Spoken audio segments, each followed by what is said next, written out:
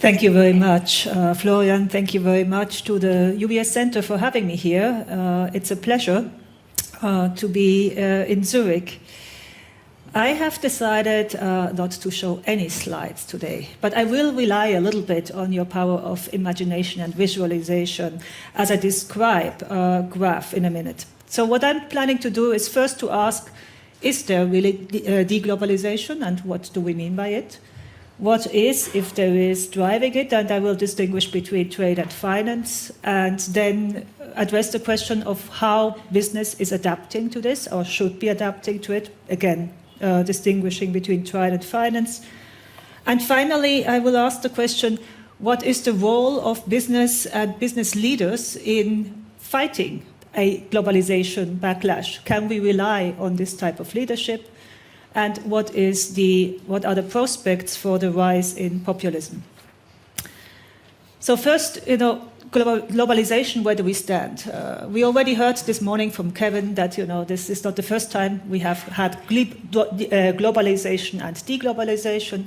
And if you try to picture the last 150 years, then the picture for trade looks something like this. There is an initial increase of globalization as trade was growing faster than GDP. So trade over GDP is increasing, and it is increasing for about 50 years between 1850 and the first big deglobalization with the start of the First World War. And it reaches something in the area of 30% of GDP as a max. And then there is a long period where we have a deglobalized world, where trade is not growing at the same rate as GDP, or just very slightly so it stays more or less flat. And then we start to have the new increase, what we call now the second era of globalization. And for the same group of countries as in the first era of globalization, that looks like this, that sometime around the year 2000, the globalization of the second Mark era actually is higher than the one of the first. So it goes above 30% of GDP. If we then also include all countries, the poorer countries and the emerging markets where the globalization was particularly pronounced, then the number there is about 60% of GDP, that the increase that was reached over the last years. So when we're talking about deglobalization, then we are talking about the very last bit of that. So the first thing to notice is globalization as it stands, it's still at its peak, historically, when we're talking about trade. And what we have observed is first in the global financial crisis, a rapid decline, and then a certain recovery, and after that, a very low growth of trade, and this is what usually is now meant when people talk about deglobalization. Notice that at the very, very last end, there is a tick up again. And trade is, in fact, now growing faster than GDP again. So that's the part about deglobalization in terms of trade that we're talking about. When we look at finance, the picture is a little bit different. Again, you have the hump of finance and international integration measured as assets plus liability. And the BIS, by the way, the graph I'm describing has it in its annual report, where it's a very nice chapter about globalization. And so you see this hump in the internationalization of finance in the first era of globalization. And now, in the second era of globalization, however, the increase is much, much larger. So there it goes from very low numbers to almost 400% of GDP, of global GDP. And in other words, globalization in finance was much, much larger than in trade, and it grew faster. But the last stylized fact I want to mention here, it's mostly this type of strong increase in financial globalization was mostly between advanced countries. It's not so much between advanced countries and emerging markets or the poorer countries. And there again, after the financial crisis, what you see a retrenchment.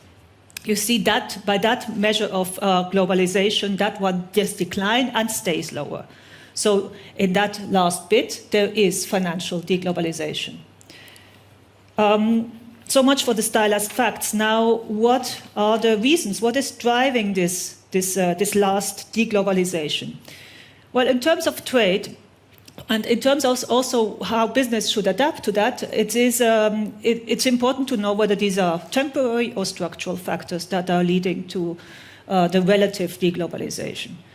When we're talking about trade, there is no question that demand played a large role. So from the financial crisis and its repercussions, the decline in trade and in demand and investment was an important reason for this deglobalization period. However, there are also possibly more structural factors. So China's role has already been emphasized this morning. And what we see is China is shifting its business model as a country. It's shifting from an export-led type of industrialization to a more domestic growth model. And this has repercussions that go way beyond China's borders. In fact, the region where I now live, all of Asia, is in tune with the decline in trade in China, has also faced quite a strong repercussions from that strong negative spillover, so to say, from this change in Chinese business model. Then there is some evidence that also global value chains that also have been alluded to may have been retrenching somewhat. So a certain renationalization of global value chains has been observed, and the OECD has documented it. Whether that is going to be temporary or structural or more longer term is still to be decided. And finally, the last factor, what we are most worried about, the thing that is creating most noise, is of course the question whether there is an increase in protectionism. Clearly, so far, most of the, in most numbers, we don't see clear increase of protectionism, but clearly we see it in the noises that we hear, or put differently, in the announcements. Brexit is a clear announcement, which is a deglobalization. I mean, British may say, they want to go for global, but the first order impact is to leave a free trade zone, and therefore I would call that deglobalization. And the announcements by the US president also at this stage are more in the scale of announcements than already realized deglobalizations. But the question whether that's going to be temporary or structural is also still an open one. Ultimately, we probably all hope that they may not be as structural as they sounded initially. Now to finance. I already mentioned in finance also, after the financial crisis, what you see is a retrenchment. In other words, the financial institutions are shedding assets abroad. And in fact, they're shedding it more than at home. In other words, there is a going home effect. The home bias across the advanced countries increases. And therefore, and the question there is, well, was this just a reaction as a need to rebuild balance sheet? Was this just a reaction to the financial crisis, or is this also something that is going to remain? So while I have argued in the case of trade that much of what we saw in terms of deglobalizing in trade maybe turn out to be temporary, in this case, in the particular case of finance and regulated financial institutions, I do not think that this is temporary. I think there is a structural change, in fact, which is, built into the regulatory frameworks that have now emerged after the financial crisis, where it's the protection of the national taxpayer and the regulatory response to that basically has led to a change also in the business, to a needed change in the business model of financial institutions. In other words, what then translates into business models that are much more decentralized, where we have subsidiaries in different large constituencies, and where you also will find that capital and liquidity have to be kept at national levels, and therefore are more trapped.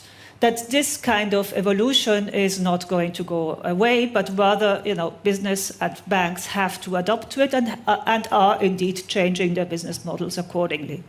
So a certain deglobalization in that sense is already well underway. However, this of course does not affect to the same extent the not regulated financial sector. And that's one of the consequences that we see, is that in the non-regulated financial sector there is a lot of growth. So in other words, last week I was at a conference of the IMF, Bank of England, and the Hong Kong Monetary Authority. the whole discussion was is where do we stand in terms of macroprudential tools that have been developed during in the aftermath of the crisis, and how are they working? And one way that one regulator put it is to say, well, sometimes it is, of course, a little bit that we are squeezing on one side, which is the regulated sector, but it's like a balloon. There is the air is going into other parts of the balloon. And certainly, if you look at a big country like China that I've already mentioned before, we can see that a lot of the worries that are now present in terms of China and will China be sustainable are in the shadow banking system. It's a huge growth in debt that is taking place there, financed by shadow banking institutions. So my last point is about. So in terms of, just to summarize this, for finance, especially for the regulated sector, I think the deglobalization to a certain extent is going to be permanent, and business models have to adapt to that. Now, last point, how about not adapting to changing conditions, but how can we think about leadership of the private sector, of the business world, in fighting for globalization? And so here, the first thing is, I said, we can't really rely on that. The first way that an economist approaches protectionism is by looking at what are the distributional consequences from that, and it turns out that it's always the more inefficient local producers that benefit from protectionism at the cost of more efficient foreign producers, and of course at the cost of consumers. But what is not emphasized very much is that also internally there are other sectors that typically do not benefit from protectionism. What do I mean with this? Now, businessmen, when they go into government, tend to often think that a country is like a company. And in fact, Paul Krugman wrote a long time ago a piece which is very interesting, and you may want to read up on that, called A Country is Not a Company. And what is the difference, the important difference between them?